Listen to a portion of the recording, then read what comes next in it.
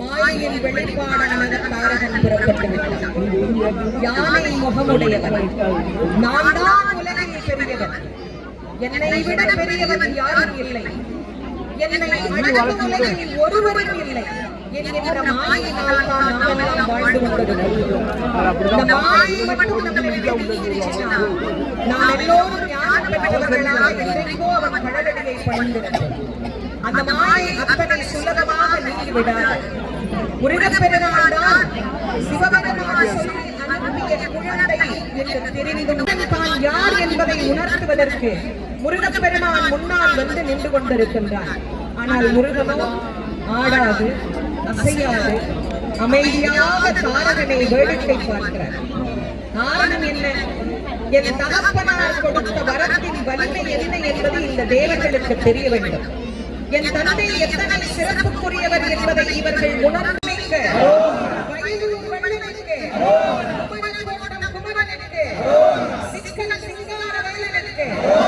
எட்டுக்குடி குமரனுக்கு, குன்றக்குடி குமரனுக்கு, வள்ளியூர் முருகனுக்கு, பூம்பாறை முருகனுக்கு, ஓதிமலை நாதனுக்கு, சிவனமலை முருகனுக்கு, பச்சைமலை வள்ளலுக்கு, பவளமலை பாலனுக்கு, திருமுருகன்பூண்டி முருகனுக்கு, திண்டனை சண்முகனுக்கு, பத்துமலை முருகனுக்கு, கண்ணீர்மலை முருகனுக்கு, கல்லுமலை முருகனுக்கு, நல்லூர் கந்தசாமிக்கு, கதிர்காம கந்தனுக்கு, மாவட்டபுரம் கந்தசாமிக்கு, செல்லச்சந்திரன் முருகனுக்கு, செந்தூர் முருகனுக்கு, பாலதண்டாயுத பாணிக்கு, செந்தில் ஆண்டவனுக்கு, சுப்பிரமணிய சுவாமிக்கு, பூஜாமூர்த்திக்கு, ஜெயந்திநாதனுக்கு, பழனிமலை பாலனுக்கு. இதோ முருகப்பெருமானுடைய வெற்றிலே வீரவேலாக புறப்பட்ட தாரகனை வதம் செய்ய இருக்கின்றது.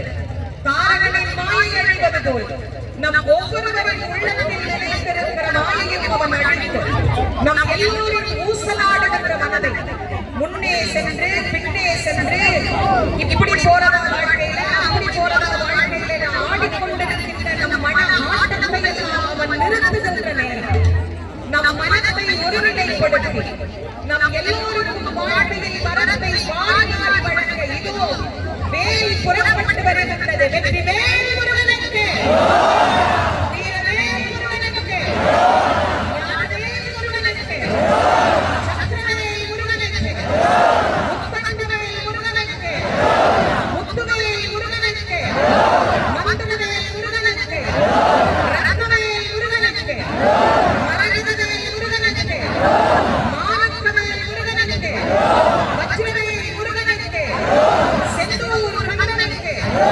செந்தில் ஆண்டவனுக்கு, சுப்பிரமணிய சுவாமிக்கு, ஜெயந்திநாதனுக்கு, பழனிமலை அழகனுக்கு, ஆதினக்குடி முருகனுக்கு, சச்சிப்பிரியனுக்கு, சண்முகனுக்கு, வள்ளி தேவனாய் நாயகனுக்கு, தமிழ்கடவுள் முருகப்பெருமானுக்கு, திருச்சீரலனாய் முருகனுக்கு, நம் எல்லோருக்கும் வாழ்வதற்கும் வள்ளல் கலி உலகத்தின் கந்த கடவுள் நம் அனைவருக்கும் அருள் புரியக்கூடிய அற்புதமான அந்த நாதர் இதோ நம் அனைவரையும் ஆட்கொள்ளும் பொருட்டு நிதானமாக நாம் இருந்த விரதத்தை ஏற்றுக்கொண்டு நமக்கு அருள் புரியும் வண்ணமாக பிரம்மமாய் நின்ற சோதி பிழம்பு அது ஒரு மேனியாகி கருணைக்கூர் முகங்கள் 6 கரங்கள் 12 கொண்டு ஒரு திரு முருகன் கடம்பனுக்கு, முருகனுக்கு, குமரனுக்கு, வேலனுக்கு, இடும்பனுக்கு, கார்த்திகேயனுக்கு, கண்டதான தெய்வத்திற்கு, சுப்பையாவுக்கு, சுவாமிநாத மூர்த்திக்கு, தகப்பன் சுவாமிக்கு, முகனுக்கு, முத்துக்குமரனுக்கு இதோ முருகப்பெருமானின் வீரமாள் வெற்றிமாள் வேலை தொடர்ந்து வந்து தாரகனின் தலையை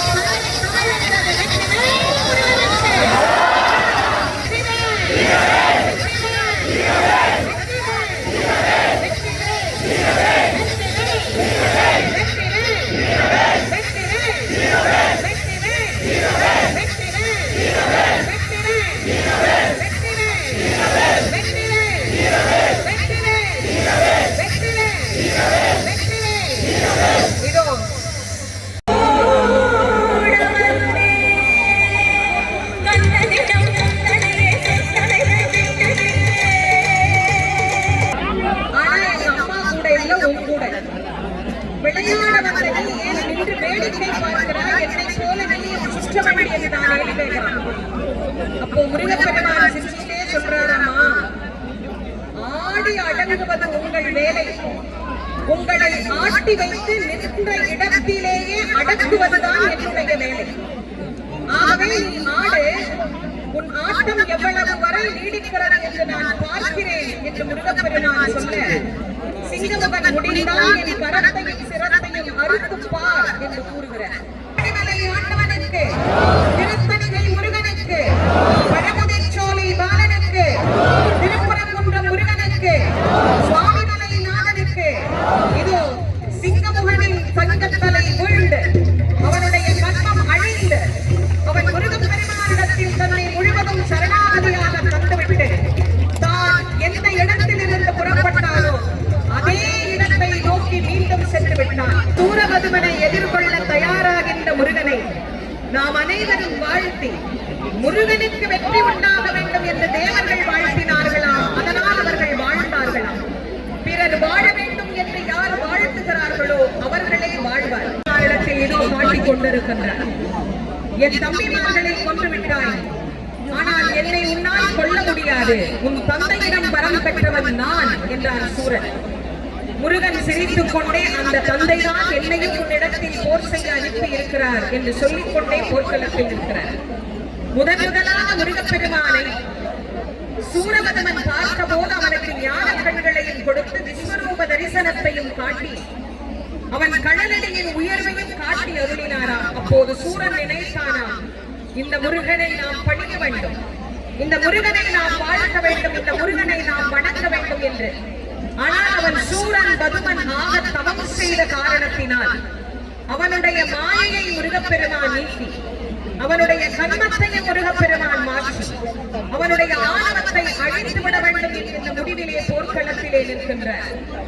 சூரபதுமனுடைய ஆணவம் அழிந்தது போல் நம்முடைய மனதிலேயும் ஏற்படக்கூடிய ஆணவ எண்ணங்கள் அனைத்தையும் அழித்து எடுத்து நம்மையும் ஒரு பொருட்டென கருதி நம்மை ஆட்டியும் இருளாக மாற்றிவிட்டார். அந்த இருளிலே தேவர்களை அழித்து விடலாம் என்கின்ற எண்ணத்திலே தேவர்கள் மீது அவன் பாய்ந்த போது, அப்பாவி தேவர்கள் முருகா ஓலம், முருகா ஓலம், முருகா எங்களை காப்பாற்றி அருள வேண்டும் என்று கேட்டபோது முருகப்பெருமான் அந்த இருளின் மீது ஞான ஒளி வெள்ளமாகிய வேலாயுதத்தை ஏறினார். அந்த வேல் சென்று மாமரத்தை இரு கூறாக பிளந்தது. ஒன்று சேவலாகவும் ஒன்று மயிலாகவும் மாறி முருகப்பெருமானுக்கு வாகனமாகவும் கொடியாகவும் மாறியது. அதன் வெளிப்பாட்டை தான் இன்றைக்கும் நாம் இந்த சூரசம்ஹார நிகழ்வாக கண்டு வழிபட்டுக் கொண்டிருக்கின்றோம். எவ்வளவு நேரம் இந்த ஆணவம் ஆட்டம் பிடிக்கிறது என்பதை நாம் பார்த்துக் கொண்டுதான் இருக்கிறோம். மனித உயிர்கள் ஒவ்வொன்றும் ஓய்வு பெற வேண்டும் என்பதுதான் இறைவனுக்கு எண்ணம். நான் பெற்ற குழந்தைகள் எல்லா குழந்தைகளும் நல்லா இருக்கணும் அப்படின்னு வெற்றிவேல் வெற்றிவேல் வெற்றிவேல் வெற்றிவேல் வெற்றிவேல் வெற்றிவேல் வெற்றிவேல்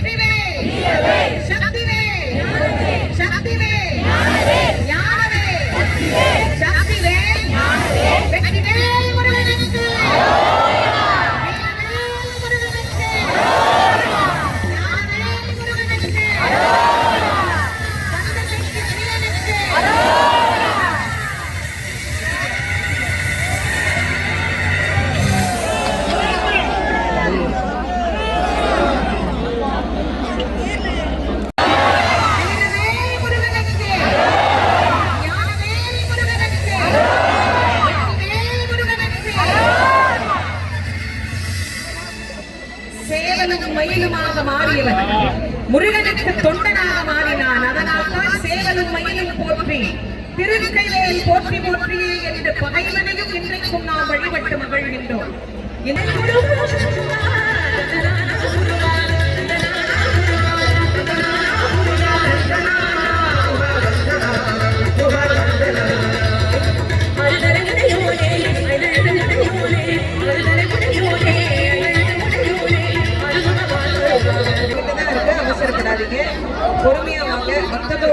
அவர்களுக்கு என்னுடைய மனப்பூர்வமான நன்றி.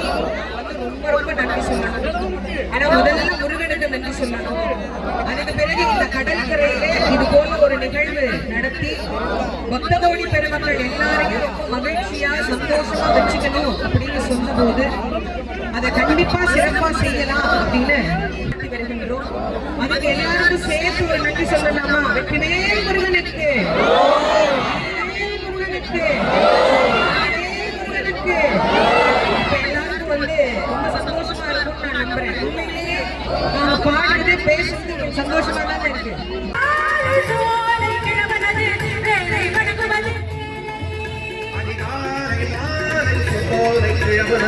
வேலை வணங்குவது வேலை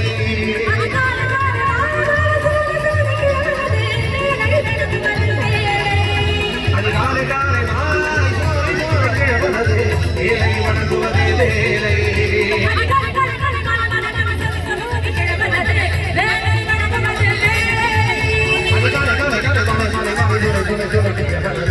ஏழை வணங்குவது வேலை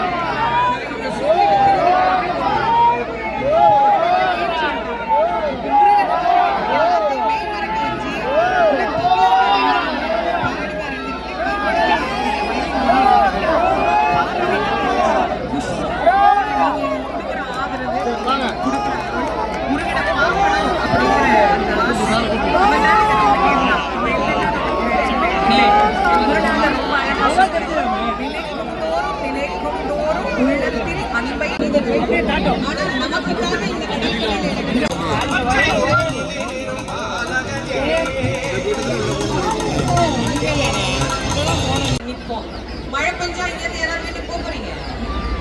யாரும் போக மாட்டோம். நனைஞ்சா என்ன, கரைஞ்சா போக போறோம். அவனுக்காக கரைஞ்சா கரைஞ்சா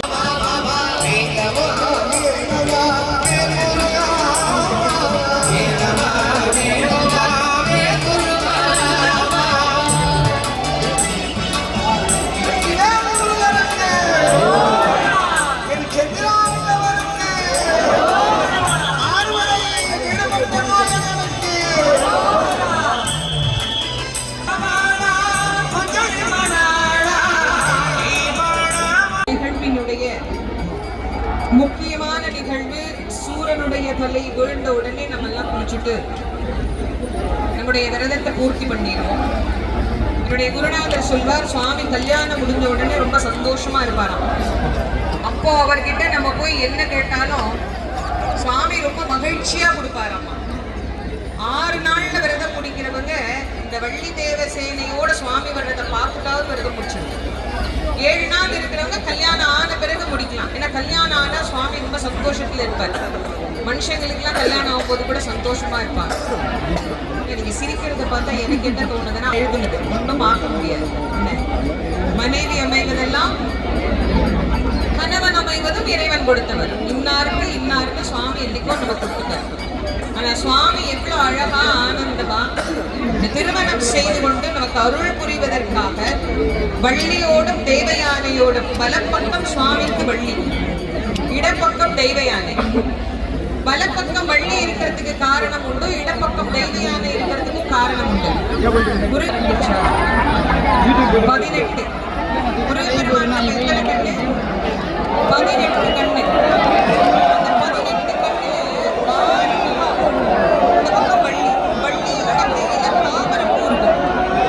தெய்வயான கையில நீலோட்பல மலர் இருக்கும். நமக்கு பார்த்தா 2 பேரும் மாதிரி தான் தெரியும். ஆனா வித்தியாசம் தெரியுது. தெரிஞ்சுக்கோங்க. நீங்க சம்ஹாரத்துக்கு வந்துட்டு வெறும் ஏதோ சூர செத்துட்டான் அப்படின்னு நம்ம நினைக்க கூடாது. அவன் சாகல. முதல்ல அதையும் நான் உங்களுக்கு சொன்னேன். அவன் வாழ்விக்க தான் செய்தான்.